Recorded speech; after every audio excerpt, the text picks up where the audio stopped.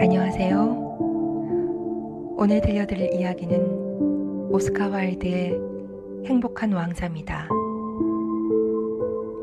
셰익스피어 이후 가장 사랑받는 19세기 영국 최고의 극작가이자 단편 소설의 대가로 불리우는 오스카 와일드는 1854년 영국 아일랜드에서 태어났습니다.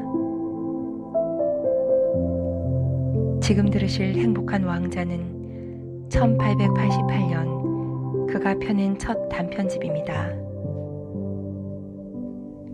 행복한 왕자는 오스카 와일드의 작품 중 가장 아름다운 동화 중 하나로 꼽히지만 영국 역사상 가장 번영한 시기였지만 화려한 겉모습 뒤로 여러 사회 문제를 안고 있었던 빅토리아 시대의 어두운 일면을 보여주는 작품이기도 합니다.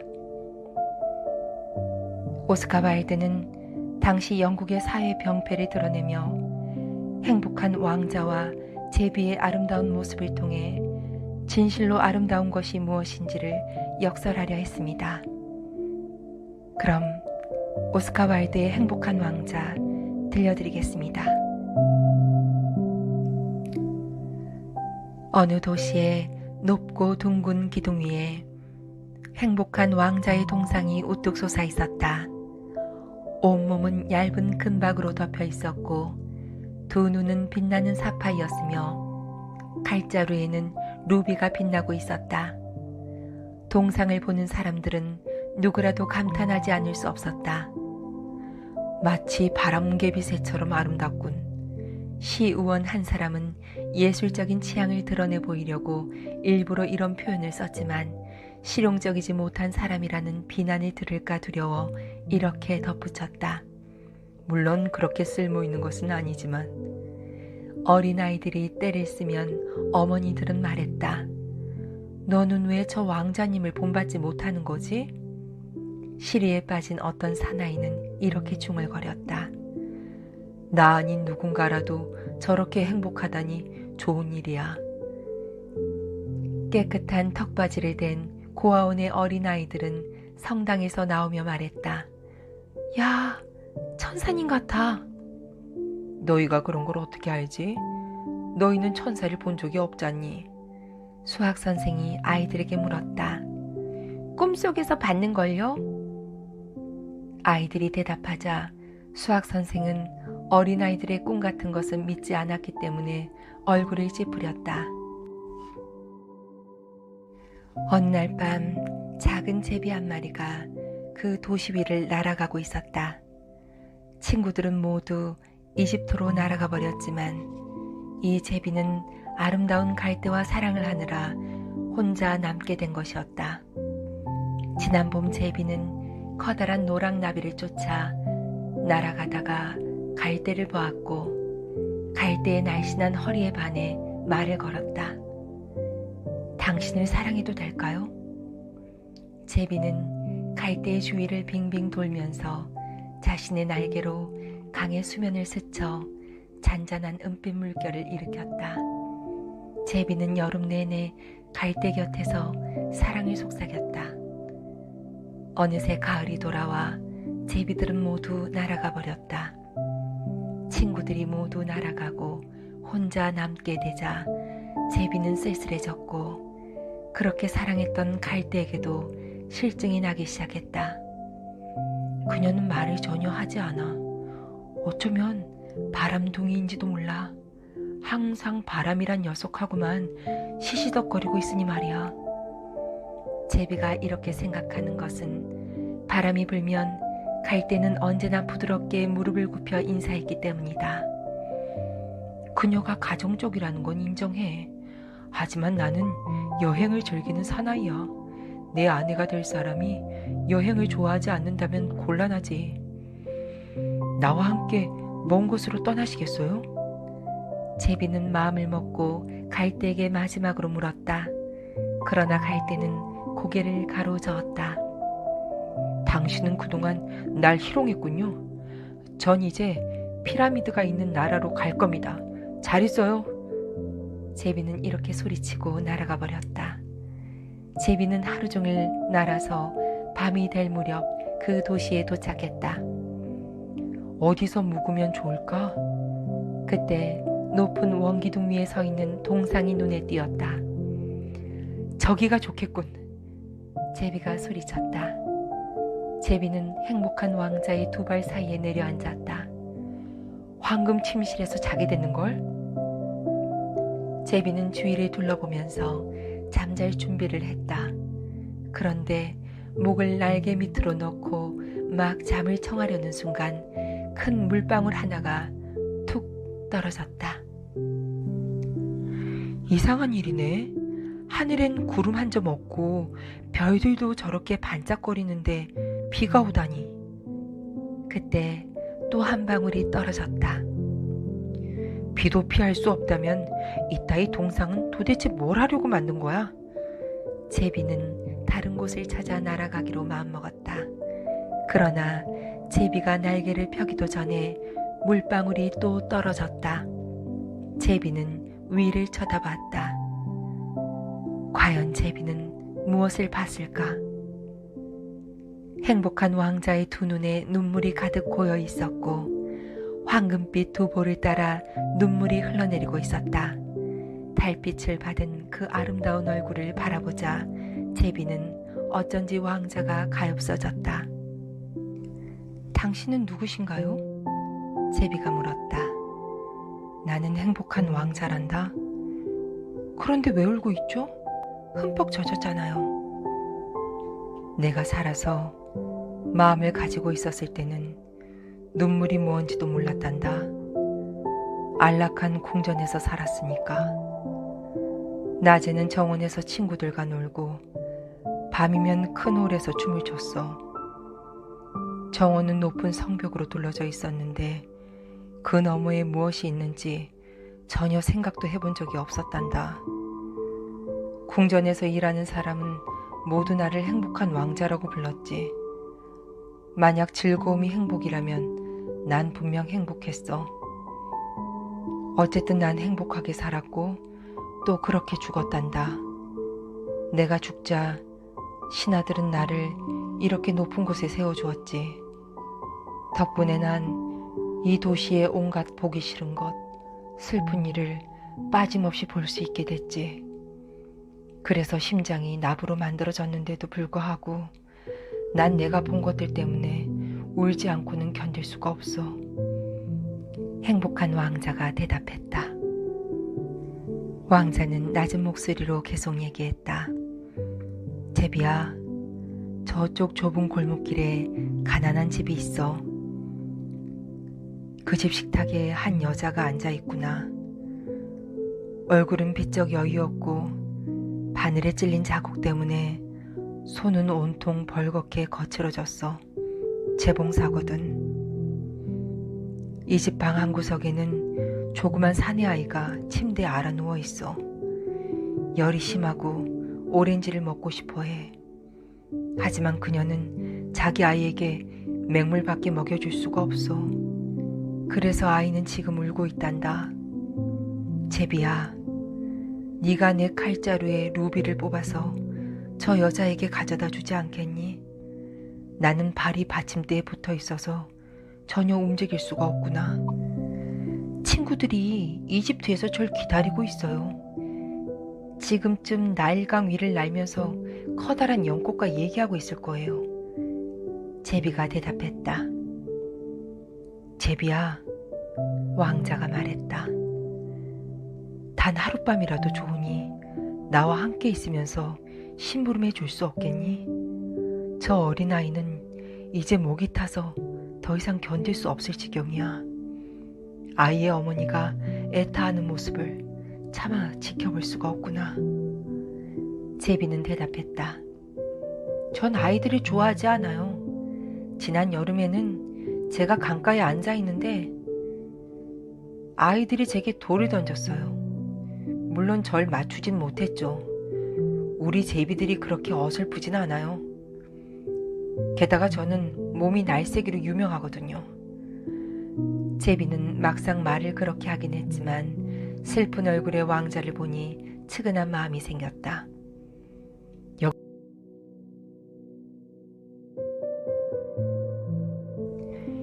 여긴 너무 춥네요.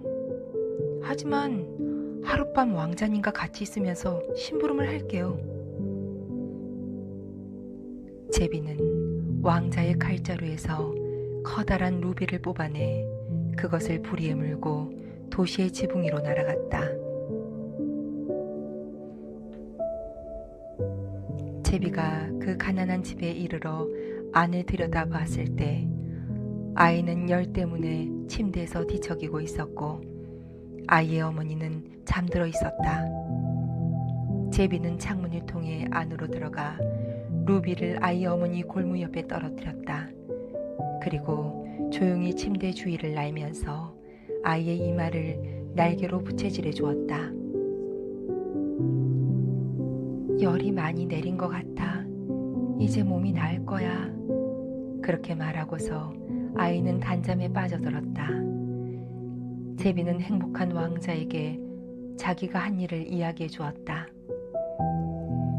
참 이상한 일이죠. 이렇게 추운 밤인데도 나는 지금 무척 따뜻함을 느껴요. 그건 네가 좋은 일을 했기 때문이야. 왕자가 말했다. 제비는 그 말에 대해 좀 더 생각해 보려고 했지만 곧 잠이 들어버렸다.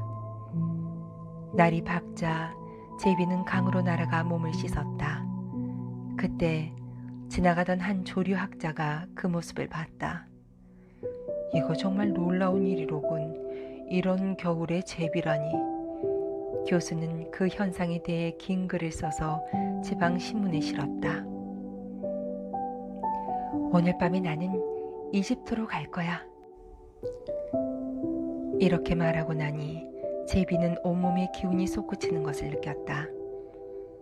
제비는 도시의 기념탑들을 모두 구경한 후 오랫동안 교회 뾰족탑 꼭대기에 앉아 있었다. 어디를 가나 참새들이 제비를 보고 정말 폼이 있는 손님 아니니? 하며 짹짹거렸다. 달이 떠올랐을 때 제비는 행복한 왕자에게 돌아갔다. 저는 지금 떠날 거예요. 왕자가 말했다. 제비야, 하룻밤만 더 나와 함께 있어주지 않으련? 모두들 이집트에서 절 기다리고 있어요. 내일쯤에는 제 친구들이 모두 나일강 상류 2번째 여울까지 올라갈 거예요.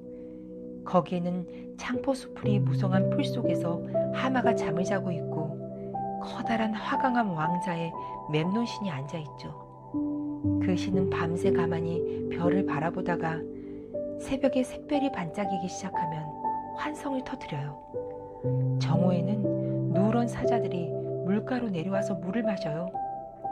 사자들의 눈은 파란 에메랄드 같고 부르짖는 소리는 폭포 소리보다 더 크다고요. 왕자는 말했다. 제비야, 이 도시 저 멀리 젊은 청년이 지붕 밑 다락방에 있단다. 그 청년이 앉아있는 책상에는 종이가 흩어져 있고 큰 컵에는 제비꽃 한 다발이 꽂혀 있다. 청년은 다갈색 곱슬머리를 하고 있고 입술은 석류처럼 붉고 눈은 마치 꿈을 꾸는 것 같단다. 지금 극장 감독에게 주문받은 대본을 끝마치려고 하는데 너무 추워서 더 이상 글을 쓰지 못하고 있어. 불은 꺼지고 배가 고파서 정신을 잃을 지경이거든. 그렇다면 제가 하룻밤만 더 여기 있을게요. 마음씨 고운 제비가 대답했다. 루비를 하나 더 가져다 줄까요? 루비는 더 없단다. 남아있는 건 내 2눈뿐이야. 이건 사파이어인데 1000년 전에 인도에서 가져온 거란다. 하나를 뽑아서 청년에게 갖다 주렴. 왕자님, 저는 그럴 수 없어요. 제비는 울기 시작했다. 제비야, 내가 말한 대로 해줘. 왕자가 말했다. 제비는 왕자의 누나를 하나 뽑아 청년이 살고 있는 지붕 밑 다락방으로 날아가 작은 구멍을 통해 안으로 들어갔다. 청년은 양손으로 머리를 감싸 안고 있느라 제비가 날개를 파닥이는 소리를 듣지 못했다. 그저 고개를 들어보니 제비꽃 위에 아름다운 사파이어가 떨어져 있는 게 눈에 띄었을 뿐이었다. 누군가 내 작품을 좋아하는 사람이 몰래 갖다 놓은 게 틀림없어. 난 이제 대본을 끝마칠 수 있어. 청년은 기뻐서 외쳤다. 다음 날 제비는 항구로 날아갔다. 나도 이제 이집트에 간다. 달이 떠오르자 제비는 행복한 왕자에게 날아갔다. 작별 인사를 하러 왔어요. 제비가 소리쳤다. 제비야, 하룻밤만 더 나와 같이 있어주지 않겠니? 왕자가 말했다. 겨울이에요. 곧 차가운 눈이 내릴 거고요. 이집트에는 태양이 푸른 야자나무 위를 따뜻하게 비추고 있을 거예요. 악어들은 진흙탕 속에서 나른하게 주위를 둘러보고 있을 거고요. 제 친구들은 바알베크 사원의 둥지를 짓고 비둘기들은 서로를 쳐다보면서 정답게 노래하고 있을 거예요. 왕자님, 나는 떠나야 해요. 하지만 왕자님을 잊진 않을게요. 그리고 내년 봄에는 왕자님에게 보석 2개를 가져다 드릴게요. 빨간 장미보다 더 빨간 루비와 큰 바다보다 더 푸른 사파이어를 말이에요. 아래 강장에 왕자가 말했다. 어린 성냥팔이 소녀가 서 있어. 그런데 그만 성냥을 모두 시궁창에 빠뜨려 못쓰게 되었단다. 소녀가 돈을 벌어오지 못하면 아버지가 매질을 할 거야. 그래서 소녀는 울고 있어. 신발도 양말도 신지 못한 채. 부탁이니 내 다른 눈을 뽑아서 소녀에게 가져다 주렴. 그럼 아버지가 소녀를 때리지 않을 거야. 하지만 전 왕자님의 눈을 뽑을 수 없어요. 그러면 왕자님은 전혀 볼 수가 없잖아요. 제비야, 내가 하라는 대로 하렴. 제비는 왕자의 다른 눈을 뽑아서 손살같이 광장으로 내려갔다. 그리고 성냥팔이 소녀 손바닥 안에 보석을 떨어뜨렸다. 너무 예쁜 유리 보석이네. 소녀는 기뻐 웃으며 집으로 달려갔다. 제비는 왕자에게 돌아와 말했다. 왕자님은 이제 아무것도 보지 못해요. 이제부터는 제가 왕자님 곁에 머물 거예요. 안 돼. 너는 이집트로 떠나야 해. 가엾은 왕자가 말했다. 전 항상 왕자님 곁에 있을 거예요. 제비는 왕자의 발치에서 잠을 잤다. 다음날 하루 종일 제비는 왕자의 어깨 위에 앉아 낯선 땅에서 봤던 것을 이야기해 주었다. 나일강 강가에서 길게 줄지어 금붕어를 잡는 따오기 이야기, 사막에 살면서 모든 것을 다 아는 스핑크스 이야기, 호박으로 만든 구슬을 들고 낙타 옆에서 천천히 걷는 상인 이야기, 야자수 속에서 잠자고 벌꿀 과자를 먹여주는 20명의 승려를 데리고 있는 커다란 푸른뱀 이야기, 크고 평평한 나뭇잎을 타고 호수를 건너 항해에서 나비와 전쟁을 하는 난쟁이들의 이야기를 들려주었다. 제비야, 너는 나에게 놀랄 만한 얘기를 해주었지만 무엇보다도 놀랄 것은 인간들의 고통이란다. 사랑하는 제비야, 시내로 날아가 네가 본 것을 나에게 들려주겠니? 왕자의 말에 제비는 도시 위를 날면서 부자들은 멋진 집에서 즐겁게 지내는 반면 거지들은 그 집 문 앞에서 구걸하는 것을 보았다. 어둡고 좁은 길로 날아가 어두운 거리를 멍하니 보니 굶주린 아이들의 창백한 얼굴도 보았다. 달이 아침 밑에는 어린 소년 둘이 몸을 따뜻하게 하려고 서로를 끌어안고 있었다. 소년들은 너무 배고파 하고 말했고 경비원은 여기서 자면 안 돼 하고 소리치고 있었다. 제비는 돌아와서 왕자에게 자신이 본 것들을 이야기했다. 나는 순금으로 덮여 있어. 그걸 한 장 한 장 떼어내서 가난한 사람들에게 갖다 주렴. 제비는 순금을 한 장 한 장 떼어내어 가난한 사람들에게 날라다 주었다. 아이들의 얼굴은 밝아졌고 활짝 웃으며 거리로 나가 놀았다. 우리한테 빵이 생겼어 하고 아이들은 소리쳤다. 눈이 내렸고 모든 것이 얼어붙었다. 고드름이 집집 처마마다 달려 있었고 모든 사람들이 털옷을 입고 어린 소년들은 얼음 위에서 스케이트를 탔다. 점점 더 날이 추워졌지만 불쌍한 작은 제비는 왕자를 사랑했기 때문에 떠날 수가 없었다. 제비는 빵가게 문 밖에서 주인이 보지 않을 때 빵 부스러기를 쪼아 먹었고 날개를 퍼덕거려 몸을 따뜻하게 하려고 했었다. 그러나 제비는 마침내 자기가 죽게 될 거라는 걸 알고 있었다. 제비는 왕자의 어깨 위로 겨우 날아올랐다. 안녕히 계세요, 왕자님. 제가 왕자님 손에 입 맞출 수 있게 해주세요. 드디어 이집트로 떠나는 거구나. 잘됐다, 작은 제비야. 넌 여기서 너무 오랫동안 머물러 있었어. 하지만 내 입술에 입 맞춰다오. 나는 너를 사랑한단다. 제가 가는 곳은 이집트가 아니에요. 죽음의 집으로 가는 거예요. 죽음과 잠은 비슷한 거죠. 제비는 행복한 왕자의 입술에 키스한 뒤 왕자의 발 아래로 떨어져 죽었다. 그 순간 마치 무엇인가가 부서지는 것처럼 왕자의 동상 안에서 이상한 소리가 났다. 납으로 된 심장이 소리를 내며 두 쪽으로 갈라졌던 것이다. 무서울 정도로 혹독하게 추운 날이었다. 다음날 아침 그 도시의 시장은 시의원들과 함께 광장을 걷다가 동상을 보며 소리쳤다. 행복한 왕자의 동상이 왜 저렇게 된 거지? 갈자루에 박혀있던 루비가 떨어져 없어지고 누군가 눈도 반해갔어. 몸을 감싸고 있던 순금도 모조리 사라지고 이제 왕자는 거지나 마찬가지잖아. 동상 발밑에 죽은 이 새는 또 뭐지?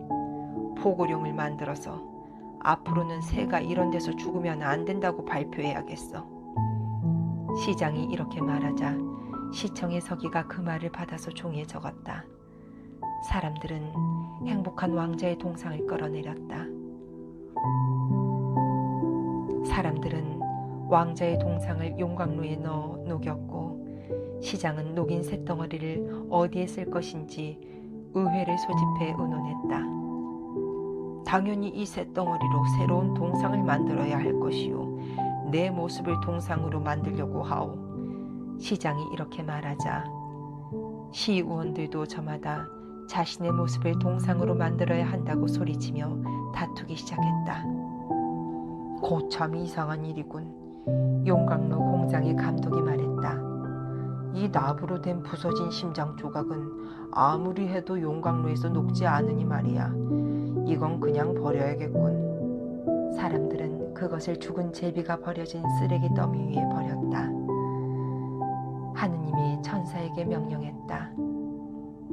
그 도시에서 가장 소중한 것 2가지를 가지고 오너라. 천사는 납으로 만들어진 심장과 죽은 제비를 가져갔다. 아주 잘 골랐구나. 이 작은 새는 천국의 정원에서 노래하도록 하자. 그리고 행복한 왕자는 황금의 도시에서 영원히 나와 함께 살 것이다.